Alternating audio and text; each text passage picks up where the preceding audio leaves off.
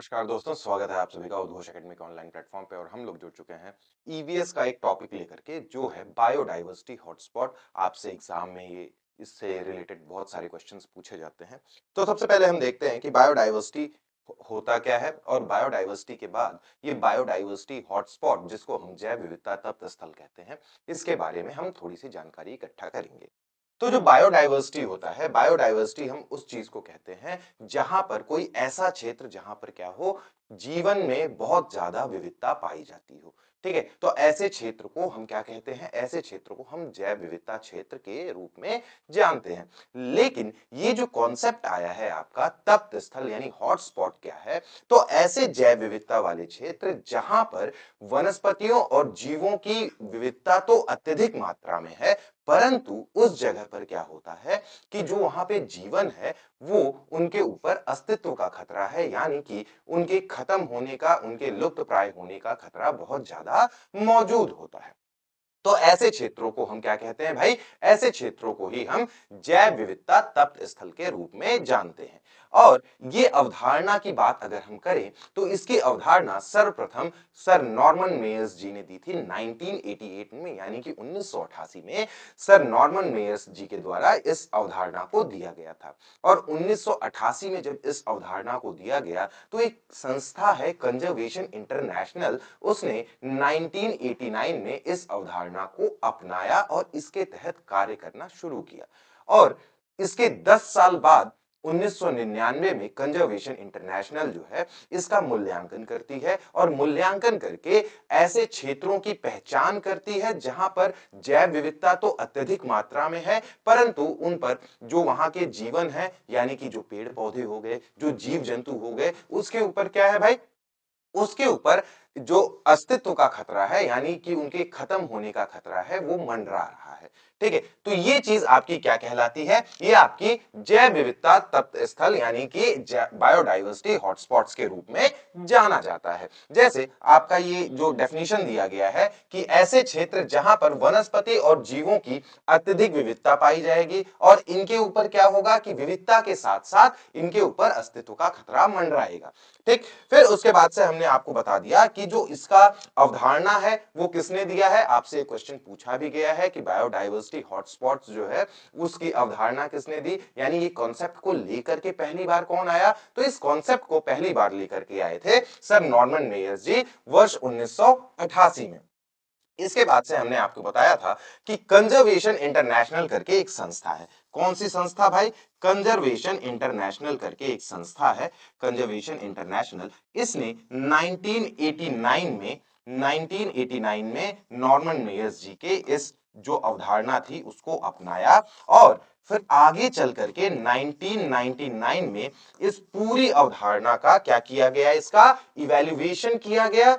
Evaluation, और evaluation का मतलब क्या हो गया भाई? कि मूल्यांकन किया गया और मूल्यांकन करके ऐसे क्षेत्रों की पहचान की गई कि कौन कौन से ऐसे क्षेत्र हैं जो आपके बायोडाइवर्सिटी हॉटस्पॉट के रूप में जाने जाएंगे। तो इसके लिए कंजर्वेशन इंटरनेशनल ने दो मानदंड यानी कि दो मानक तैयार किए। दो मानक कौन कौन से हैं भाई? तो एक मानक तो ये उन्होंने बताया कि क्या होगा कि वहां पे स्थानिकता होनी चाहिए, कम से कम 1500 पौधे, ऐसे संवहनीय पौधे ऐसे होने चाहिए जो एंडेमिक हो, यानी एंडेमिज्म स्थानिकता हो। इसका मतलब क्या हुआ? इसका मतलब ये हुआ कि वहां पर 1500 पौधे ऐसे होने चाहिए जो सिर्फ और सिर्फ उसी क्षेत्र में पाए जाते हों, अन्य किसी क्षेत्र में नहीं पाए जाते हों। और इसके साथ साथ एक चीज की और उन्होंने बात कही।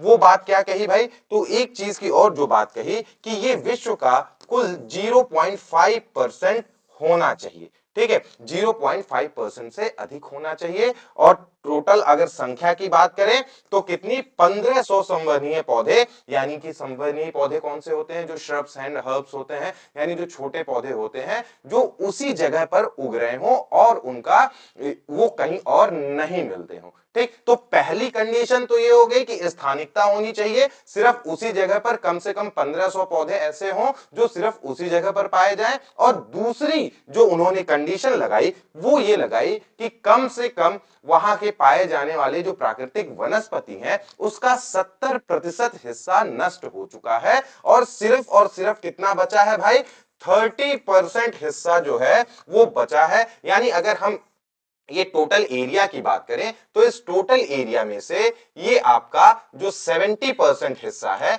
ये आपका क्या हो चुका है, 70% जो है वो डिस्ट्रॉय हो चुका है, यानी कि नष्ट हो चुका है। क्यों नष्ट हो चुका है, कैसे नष्ट हो चुका है, तो उसके लिए भी कुछ चीजें बताई गई।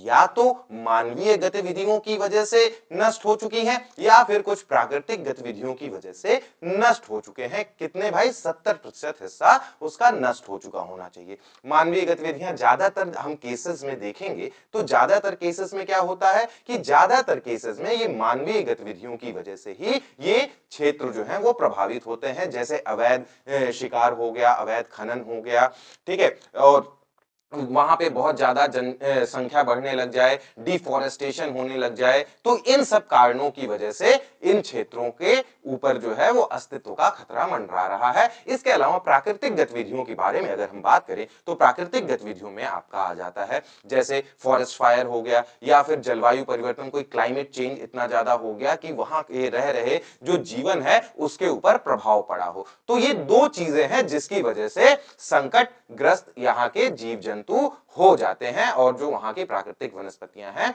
वो भी आपके संकटग्रस्त हो जाती हैं। ठीक है, तो ये दो मुख्य मापदंड बताए गए हैं किसी भी क्षेत्र को हॉटस्पॉट घोषित करने के लिए। किसके द्वारा भाई, तो वो कंजर्वेशन इंटरनेशनल के द्वारा ये दो मापदंड दिए गए।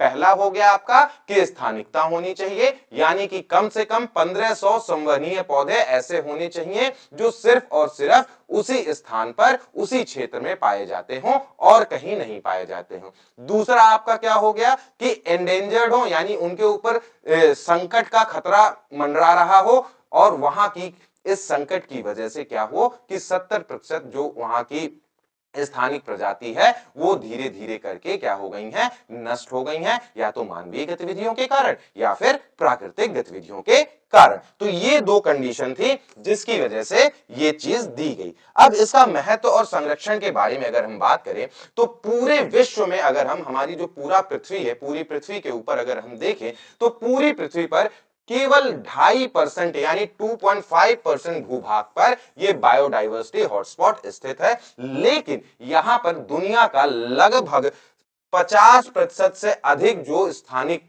पौधे हैं उनकी प्रजातियां पाई जाती हैं। तो टोटल एरिया की अगर हम बात करें तो टोटल एरिया कितना है भाई, 2.5% है और उसी 2.5% में दुनिया की 50% से अधिक जो स्थानिक पौधों की प्रजातियां हैं वो पाई जाती हैं। इनका संरक्षण जो है वो केवल वन्य जीवों के लिए नहीं बल्कि स्वच्छ जल के लिए, परागण के लिए, कार्बन सिंक जैसी पारिस्थितिकी तंत्र की सेवाओं के लिए भी क्या हो जाता है, ये अनिवार्य हो जाता है।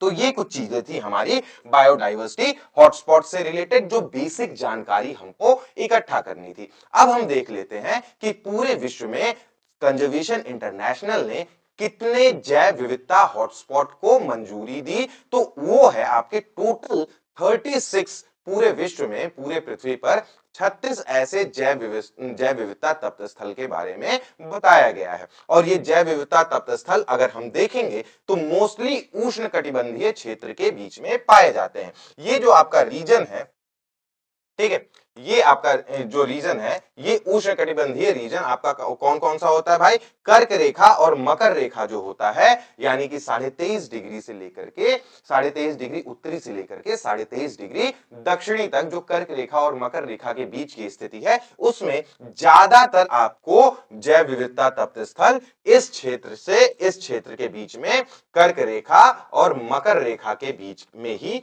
आपको दिखाई देंगे। ठीक है, और इस रीजन को हम क्या बोलते हैं, इस क्षेत्र को हम क्या कहते हैं, इस क्षेत्र को हम उष्ण कटिबंधीय क्षेत्र बोलते हैं।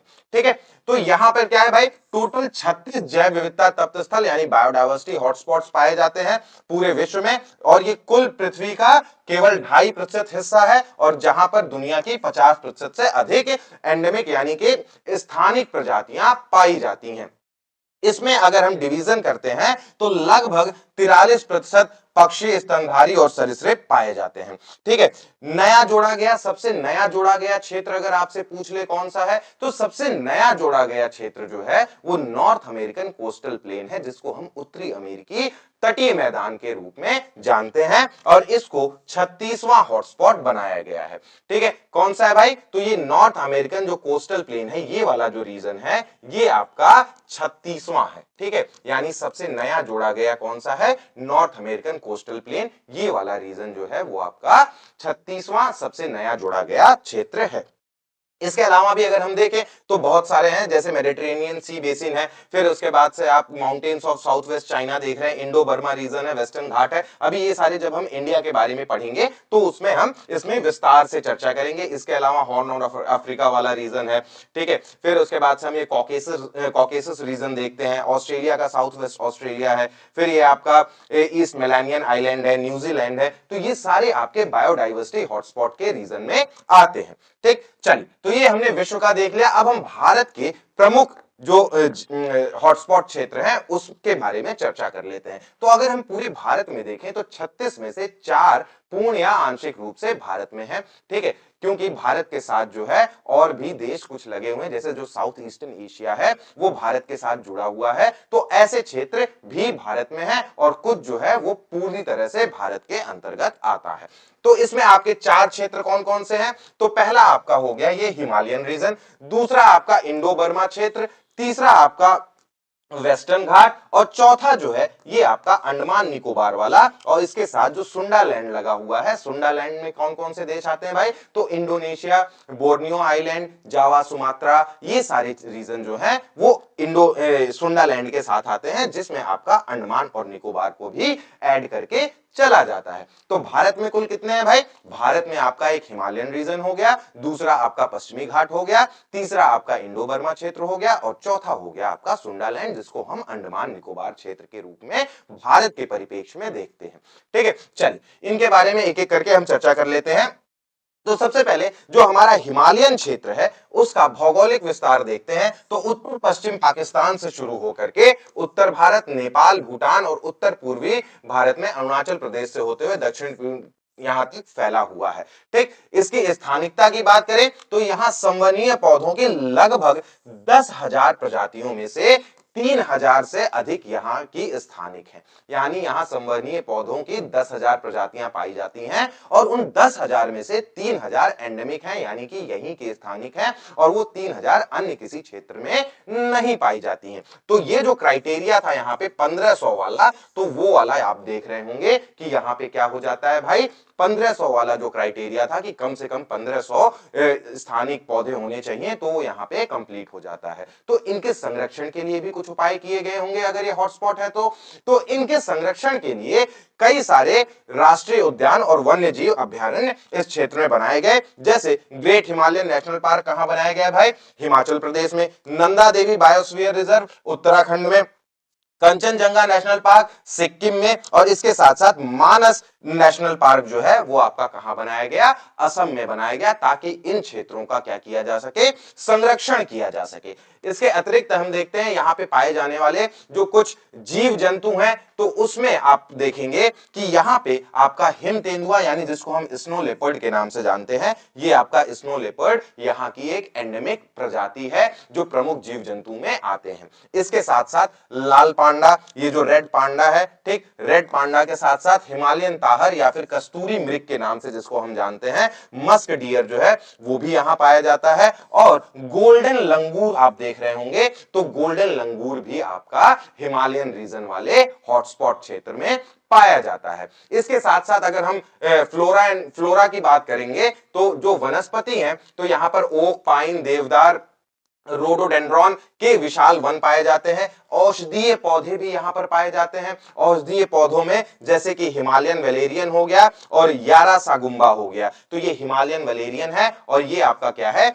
यारा सागुम्बा है, जो आपके किसके कार्य में आता है, हम जानते हैं कि हिमालय क्षेत्र में बहुत से ऐसे पौधे पाए जाते हैं जिसके अंदर क्या होता है भाई, औषधीय गुण होते हैं, यानी मेडिसिनल प्लांट होते हैं, जिनसे दवाइयां बनाई जाती हैं और बहुत सारे रोगों का उपचार किया जाता है। तो ये कुछ जो है वो यहाँ के प्रमुख फ्लोरा एंड फौना थे, यानी जीव जंतु और वनस्पति थे। दूसरा जो क्षेत्र है हमारा, वो हमारा कौन सा क्षेत्र है भाई? तो दूसरा क्षेत्र हमारा पश्चिमी घाट का क्षेत्र है, और ये भारत के परिपेक्ष में अगर हम देखें तो सबसे ज्यादा जैव विविधता भारत में पश्चिमी घाट के अंदर ही पाई जाती है। इसके भौगोलिक विस्तार के बारे में अगर हम बात करें तो ताप्ती नदी के मुहाने यानी कि गुजरात महाराष्ट्र सीमा से शुरू होकर के महाराष्ट्र, गोवा, कर्नाटक, तमिलनाडु और केरल से होते हुए कन्याकुमारी तक ये पूरा वेस्टर्न घाट का क्षेत्र फैला हुआ है। और इस वेस्टर्न घाट को वर्ष 2012 में यूनेस्को द्वारा क्या बोला गया था भाई? विश्व धरोहर यानी कि वर्ल्ड हेरिटेज साइट के रूप में घोषित किया गया था। कब किया गया था? 2012 में। तो ये भी आपसे प्रश्न पूछ लेता है। और इसके साथ साथ यहां पे संरक्षण के लिए अगर हम देखें तो silent valley national park, Eravikulam national park और आपका बांदीपुरा नागरहोल नेशनल पार्क बनाए गए हैं, ताकि यहाँ की जो प्रजातियां हैं उनको संरक्षित किया जा सके। ठीक है, तो साइलेंट वैली में आपका कहां पे है? ये केरल में है। ये अपनी अछूती जैव विविधता के लिए प्रसिद्ध है। इराविकुलम नेशनल पार्क ये भी केरल में है, और ये नीलगिरी ताहर का प्रमुख आवास है। इसके साथ साथ जो बांदीपुरा और नागरहोल है, वहां पे आपके टाइगर के संरक्षण यानी कि बाघ के संरक्षण के लिए ये क्या है क्षेत्र? ये बहुत ही महत्वपूर्ण हो जाता है। ठीक, अब इसके अद्वितीय जो फ्लोरा एंड फौना है उसके बारे में बात कर लें तो यहां पे आपको लायन टेल्ड मकाक के बारे में आपने सुना होगा। तो लायन टेल्ड मकाक यहाँ का क्या है भाई? एक अद्वितीय जीव है जो यहीं पर पाया जाता है। ठीक है, और कहीं नहीं पाया जाता है। ये कहां पाया जाता है भाई? तो ये भारत के पश्चिमी घाट में ये लायन टेल्ड मकाक पाया जाता है। इसके साथ साथ मालाबार लॉर्ड स्पॉटेड सिवेट जो है वो ये वाला जानवर आपको दिखाई दे रहा होगा। तो ये भी यहाँ का एक एंडेमिक फौना है जो सिर्फ स्थानिक है और इसके अलावा और कहीं नहीं पाया जाएगा। नीलगिरी ताहर जो नीलगिरी पहाड़ियां हैं वहां पर पाया जाता है, और ये भी कहां का हिस्सा है भाई? पश्चिमी घाट का हिस्सा है। इसके साथ साथ अभी रिसेंट में एक नई मेंढक की प्रजाति खोजी गई थी जिसको हम पर्पल फ्रॉक के नाम से जानते हैं, और वो भी एंडेमिक है, सिर्फ और सिर्फ इसी जगह पे पाया जाता है। तो ये कौन सा है भाई? वो पर्पल फ्रॉक भी आपका पश्चिमी घाट के अंतर्गत ही पाया जाएगा। इसके अतिरिक्त अगर हम वनस्पति की बात करते हैं तो वनस्पति यहां पर हम देखेंगे कि करीब 7,000 से अधिक यहां पर प्रजातियां पाई जाती हैं, जिसमें से 35% जो है वो क्या है? स्थानिक है, यानी सिर्फ यहीं पर पाई जाती हैं और कहीं नहीं पाई जाती हैं।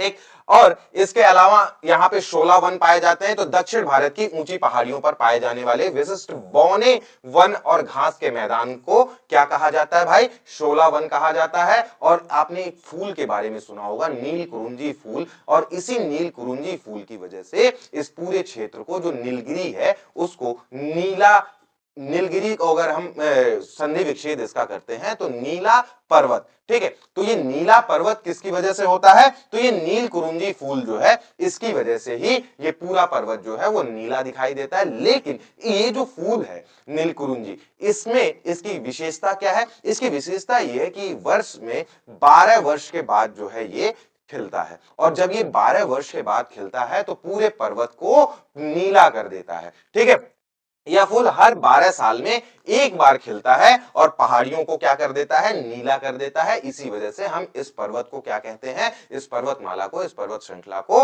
नीलगिरी पर्वत कहते हैं। अगर आपसे कभी नीलगिरी के बारे में हम थोड़ी सी जानकारी दे देते हैं तो नीलगिरी का जो सबसे ऊंचा शिखर है उसको हम क्या कहते हैं? उसको हम कहते हैं डोडा बेटा। ठीक है, तो सबसे ऊंचा जो है वो कौन सा है? डोडा बेटा है। और पश्चिमी घाट की अगर हम बात करें तो पश्चिमी घाट में ये दूसरा सबसे ऊंचा शिखर है। पहला शिखर कौन सा हो जाएगा? पहला हो जाता है आपका अनाईमुड़ी, जो हम आगे चल करके जब हम पश्चिमी घाट के पहाड़ों के बारे में बात करेंगे तो उस समय पे हम चर्चा करेंगे। ठीक है, चलिए, तो ये दो हमने देख लिए। इसके अलावा जो तीसरा है वो आपका सुंडालैंड का क्षेत्र है, और सुंडालैंड हमने आपको बताया था। सुंडालैंड कौन सा क्षेत्र है भाई? तो सुंडालैंड आपका इंडोनेशिया के जावा आइलैंड हो गया, सुमात्रा आइलैंड हो गया, बोर्नियो आइलैंड हो गया। इसके साथ साथ भारत का जो आपका अंडमान निकोबार क्षेत्र है वो भी इस सुंडालैंड के विस्तार में आता है। तो भौगोलिक विस्तार की बात करें तो विशाल भूजैविक क्षेत्र है, जिसमें भारत की बात करें तो अंडमान और निकोबार द्वीप समूह आता है। अन्य देश की बात करें हम तो इंडोनेशिया का सुमात्रा, जावा, बोर्नियो आता है। इसके साथ साथ मलेशिया, ब्रुनेई, सिंगापुर का क्षेत्र आता है और प्रायद्वीपीय थाईलैंड का कुछ दक्षिणी हिस्सा भी इसमें शामिल है। इसके संरक्षण की अगर बात करें तो भारत के परिप्रेक्ष्य में यहां पर संरक्षण के लिए ग्रेट निकोबार बायोस्फीयर रिजर्व बनाया गया है, ताकि सुंडालैंड के इस अनूठी विरासत को बचाया जा सके। और हमने आपको बताया था कि यहां पे क्या होता है भाई, दूसरी जो कंडीशन है वो क्या है, दूसरी कंडीशन ये होती है कि मानवीय गतिविधियों से या फिर प्राकृतिक गतिविधियों की वजह से 70% हिस्सा, कम से कम 70% हिस्सा जो है वो क्या हो गया हो, वो नष्ट हो गया हो। सिर्फ 30% बचा है और उसी 30% को हमें क्या करना है, संरक्षित करना है। ठीक है, इसीलिए इसको हम बायोस्फीयर हॉटस्पॉट के रूप में जानते हैं। ठीक, अब यहां पे जो है अगला हमारा जो इसमें बहुत सारे जो जीव जंतु एंडेमिक जो फौना है, जो स्थानिक फौना है, तो उसके बारे में बात करें तो ओरंगटन, ये केवल बोर्नियो और सुमात्रा के जंगलों में पाया जाता है। कौन सा है भाई ओरंगटन, तो ये आपका क्या है, ये ओरंगटन है। ठीक है, ओरंगटन जो है वो ये है। फिर उसके बाद से हम यहां पे देखेंगे तो ये आपका क्या है, ये सुमात्रन गैंडा यहां पे पाया जाता है। यह दुनिया का सबसे छोटा और सबसे दुर्लभ गैंडों में से एक होता है।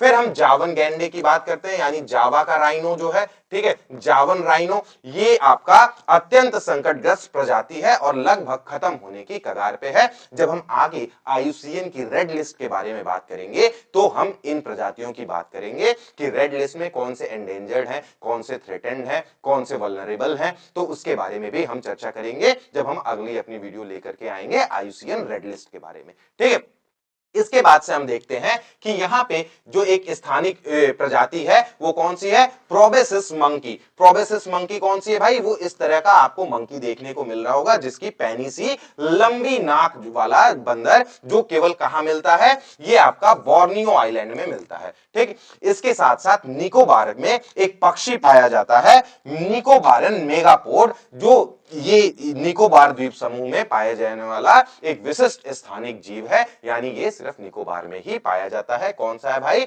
वो आपका निकोबार मेगापोड, ये वाला पक्षी है। ठीक, इसके साथ साथ हम देख लेते हैं कि यहां पे कुछ विलक्षण पौधे भी पाए जाते हैं। तो पौधों में, वनस्पतियों में आपका आता है रेफेलेसिया। ये दुनिया का सबसे बड़ा फूल इसी हॉटस्पॉट में पाया जाता है। और इसकी खासियत क्या है, तो इससे जो स्मेल आती है, जो गंध आती है, वो सड़े हुए मांस के जैसी एक स्मेल आती है। ठीक है, क्या है भाई, ये आपका रेफेलेसिया है। ठीक है, रेफेलेसिया ये आपका है। और इसकी खासियत क्या है कि इससे ये दुनिया का सबसे बड़ा पौधा है और सबसे बड़ा पौधा होने के साथ साथ इसकी गंध सड़े हुए मांस के जैसे आती है। फिर हम दूसरा देखते हैं टिटान अरुम, या फिर टाइटन एरम भी इसको कई लोग कहते हैं। इसको सौ पुष्प यानी कॉप्स फ्लावर भी कहा जाता है। यह दुनिया के सबसे ऊंचे फूलों में से एक है। ये आप देख रहे होंगे, इसके करीब करीब 12 से 30 फीट की हाइट में ये पाए जाते हैं, अलग अलग अपनी अवस्था में। कौन सा है भाई, टिटान अरुम। फिर उसके बाद से हम यहां पे देखते हैं डिप्टेरोकार्प्स। यहाँ के जंगलों में ऊंचे और विशाल पेड़ों की प्रधानता है, जो इमारती की लकड़ी के लिए भी जाने जाते हैं। तो ये क्या है आपका, डिप्टेरोकार्प्स भी यहाँ पे पाए जाते हैं, जो यहाँ की एंडेमिक प्रजाति है। फिर जो हमारा चौथा रीजन है, वो चौथा रीजन है आपका इंडो बर्मा क्षेत्र। और इंडो बर्मा क्षेत्र जो है वो आपका भारत के अरुणाचल प्रदेश, नागालैंड, म्यांमार, चीन का कुछ हिस्सा, तो वो जो पूरा रीजन है उसको कवर करता है। और यहां पर सबसे अधिक खतरे में पड़े जैव विविधता तप्त स्थलों में से एक है। तो इसको हम सिर्फ हॉटस्पॉट ही नहीं, इसको हम मेगा हॉटस्पॉट के रूप में भी जानते हैं। किसके रूप में भाई, मेगा हॉटस्पॉट के रूप में जानते हैं। अगर आपसे पूछ ले कि भारत में क्या कोई मेगा हॉटस्पॉट पाया जाता है, तो मेगा हॉटस्पॉट जो है वो इंडो बर्मा रीजन में पाया जाने वाला क्षेत्र है, मेगा हॉटस्पॉट। और यहां पे आप भारत में एक नेशनल पार्क जानते होंगे, नमधापा नेशनल पार्क। ठीक है, नमधापा नेशनल पार्क जो कहां पे है, ये आपका अरुणाचल प्रदेश, और अरुणाचल प्रदेश के साथ साथ इसका कुछ हिस्सा कहां पे है, कुछ हिस्सा म्यांमार यानी कि बर्मा में है। ठीक है। तो नमधापा नेशनल पार्क यहाँ पे संरक्षण के लिए सबसे जो आपका क्षेत्र बनाया गया है वो नमधापा नेशनल पार्क बनाया गया है और ये भारत में मौजूद एकमात्र मेगा हॉटस्पॉट क्षेत्र है। यानी यहाँ की जो प्रजातियां हैं वो बहुत ज्यादा समृद्ध तो हैं लेकिन बहुत ज्यादा खतरे में भी हैं और करीब करीब ये खत्म होने की कगार पे हैं। ठीक है, ये दक्षिण पूर्वी एशिया के एक विशाल भूभाग को कवर करता है। अगर हम भौगोलिक विस्तार की बात करें तो 23 लाख वर्ग किलोमीटर के क्षेत्र में ये फैला हुआ है। तो भारत में अगर देखें तो उत्तर पूर्वी भारत में असम के कुछ हिस्से, अरुणाचल प्रदेश, मणिपुर, मेघालय, मिजोरम, नागालैंड, त्रिपुरा और अंडमान निकोबार द्वीप समूह छोड़ करके मतलब ये वाला क्षेत्र जो है वो आपका उत्तरी पूर्वी भारत का है। पड़ोसी देशों में बात करें तो Myanmar, Thailand, Laos, Vietnam, Cambodia और चीन की बात करें तो दक्षिणी चीन का कुछ हिस्सा, यूनान और गुआंशी प्रांत जो है वो यहां पर इसका भौगोलिक विस्तार इतने क्षेत्रों में फैला हुआ है।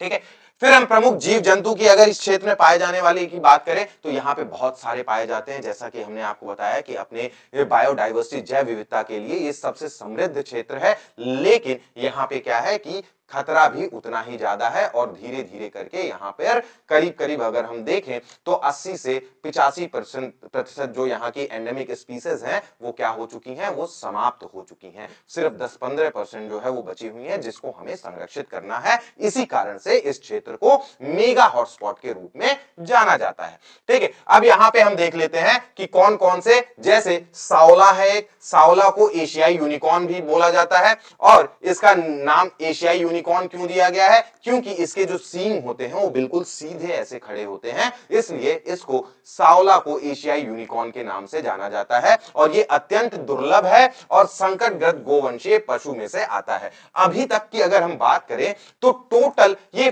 5 बार ही देखने को मिला है, मतलब 5 बार ही इसका फोटो लिया जा सका है अभी तक टोटल, और 1992 में वियतनाम में खोजा गया था। एक अगली जो प्रजाति है हमारी वो क्या है, लार्ज एंटलर्ड मुंगजैक। ये हिरण की प्रजाति है और ये भी इसी क्षेत्र में पाई जाती है। इसके अलावा आपने गिबन्स के बारे में सुना होगा, तो भारत यहां हुलॉक गिबन भारत का एकमात्र ऐसा क्या है, प्राइमेट है, वो इस प्रकार के गिबन यहां पे पाए जाते हैं। इसके साथ साथ और भी बहुत सारे प्राइमेट्स पाए जाते हैं, जैसे टोंकिन स्नब नोज्ड मंकी पाया जाता है। इसके अलावा आपका गोल्डन स्नब नोज मंकी पाया जाता है। तो कैसे होते हैं वो इस तरह के आपके कुछ टोंकिन स्नब नोज मंकी होते हैं। इसमें भी बहुत सारी प्रजातियां होती हैं, वो कलर के ऊपर डिपेंड करता है। पक्षियों की अगर बात करें तो 1300 से अधिक प्रजातियां इनमें पाई जाती हैं जो कि क्या है, स्थानिक हैं और वो अन्य किसी स्थल पर नहीं पाई जाती हैं। तो इसके साथ साथ अगर हम वनस्पतियों की बात करें तो वनस्पतियों में भी यहां पर बहुत सारी विविधता पाई जाएगी। उष्णकटिबंधीय सदाबहार वन पाए जाते हैं, पर्णपाती वन यानी डेसिडियोस वन पाए जाते हैं और ऊंचाई वाले शीतोष्ण वन भी यहां पर पाए जाते हैं। इसके साथ साथ अगर हम देखें तो ऑर्चिड्स जो फ्लावर है, ये जो फ्लावर है आपके ऑर्चिड्स, इसके करीब 26 प्रजातियां यहां पर पाई जाती हैं। ठीक है, 26 प्रजातियां जो है इन ऑर्चिड्स की यहां पर पाई जाती हैं। तो ये तो हमारे हो गए कुल 4 जो भारत के हॉटस्पॉट है। अब थोड़ा सा हम 2 मिनट दे लेते हैं, आजकल न्यूज में चल रहा है एक कोरल ट्रायंगल है। हालांकि जो बायोडाइवर्सिटी हॉटस्पॉट है वो किसके लिए बोला गया है, वो स्थलीय क्षेत्रों के लिए बताया गया है, लेकिन जो आपके कोरल ट्रायंगल है वो आपका कौन सा है, मरीन बायोडाइवर्सिटी हॉटस्पॉट के रूप में जाना जाता है। ठीक है, किसके रूप में जाना जाता है भाई, मरीन बायोडाइवर्सिटी हॉटस्पॉट के रूप में जाना जाता है। और कोरल ट्रायंगल डे जो है वो 9 जून को हर साल मनाया जाता है।